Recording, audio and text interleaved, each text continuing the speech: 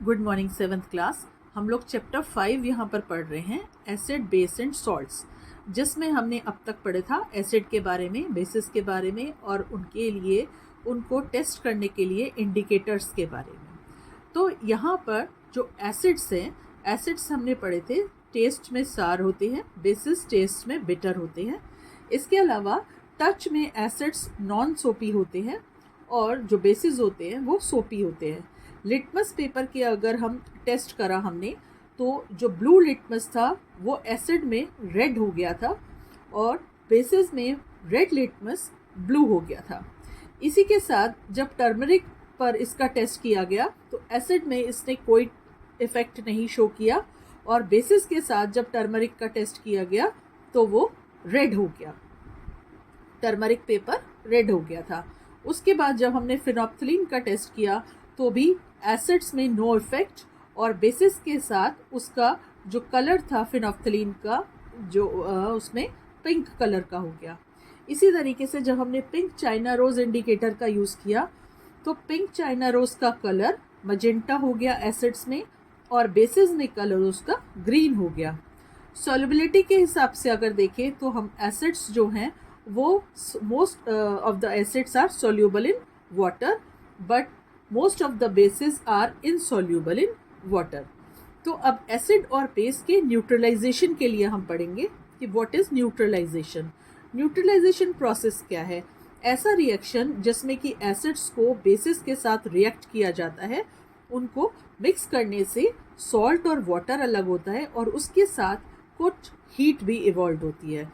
जैसे कि एसिड और बेस को अगर मिलाए हम तो एसिड में अगर हम इसका एग्जांपल लें, हाइड्रोक्लोरिक एसिड को हम लें, डाइल्यूट हाइड्रोक्लोरिक एसिड को अगर हम एक बेस सोडियम हाइड्रोक्साइड के साथ मिलाते हैं तो वो उसमें से क्या अलग होता है? सॉल्ट अलग होता है, मतलब कि सोडियम क्लोराइड, जो हम खाने का नमक इस्तेमाल करते हैं उसको हम बोलते हैं सोडियम क्लोराइड, और उसमें वाटर अलग होता है और थोड़ी सी हीट इवॉल्व होती है न्यूट्रलाइजेशन के प्रोसेस में।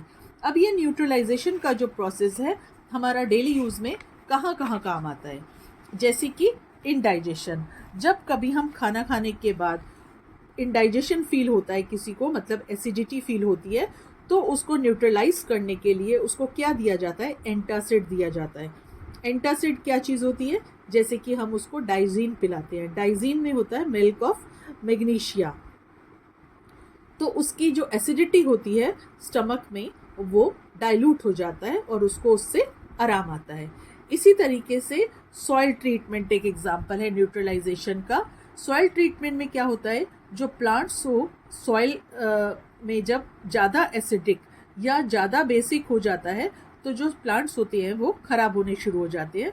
तो उन प्लांट्स के लिए, प्लांट्स को ग्रो करने के लिए सॉइल को न्यूट्रलाइज किया जाता है और उस न्यूट्रलाइजेशन के लिए उसमें क्विक लाइम का यूज़ किया जाता है, मतलब कि लाइम वाटर का यूज़ किया जाता है, जिससे कि जो सॉइल है वो न्यूट्रलाइज हो जाती है, तो ना उसमें ज़्यादा एसिडिक और बेसिक कैसे होता है? क्योंकि उसके अंदर बहुत से फर्टिलाइज़र्स, केमिकल फर्टिलाइज़र्स डाले जाते हैं इसी वजह से।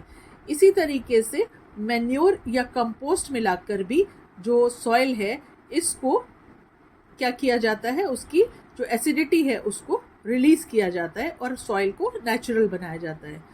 ऐसे ही जब कभी मान लीजिए कि कभी कोई चींटी काट लेती है तो आपने देखा होगा कि किसी भी लोगों के स्किन के ऊपर रेड सा एक फूलापन सा आ जाता है, स्वेलिंग सी हो जाती है। अगर हम उसको क्यों होता है? क्योंकि फॉर्मिक एसिड जो होता है वो आंट का, फॉर्मिक एसिड हमने पढ़ा था आंट स्ट्रिंग में जो होता है फॉर्मिक एसिड होता है, वो हमारी बॉडी के अंदर स्किन में चला जाता है। अब उस फॉर्मिक एसिड को हटाने के लिए, उसकी रिएक्शन को ख़त्म करने के लिए हम क्या करते हैं? उसमें हम बेकिंग सोडा अपने अगर उस काटने वाली जगह पर उसको रब करते हैं तो वो न्यूट्रलाइज हो जाता है, उसको मीडियम मिल जाता है, बेस का मीडियम मिल जाता है, तो वो जो एसिड होता है फॉर्मिक एसिड वो न्यूट्रलाइज हो जाता है और वो वहाँ पर जो आंट का कांटा होता है उसमें आराम आ जाता है।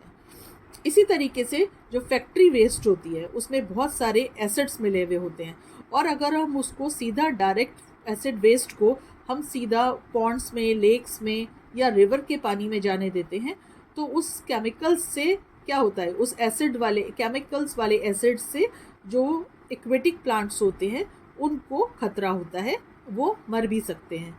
इसीलिए फैक्ट्री वेस्ट को पहले बेसिक सब्सटेंसेस से न्यूट्रलाइज किया जाता है और उसके बाद उसको फिर वाटर बॉडीज में डिस्चार्ज किया जाता है। तो ये था आपका जो चैप्टर था एसिड, बेस एंड सॉल्ट। इसकी एक्सरसाइजेज हम लोग कर लेते हैं।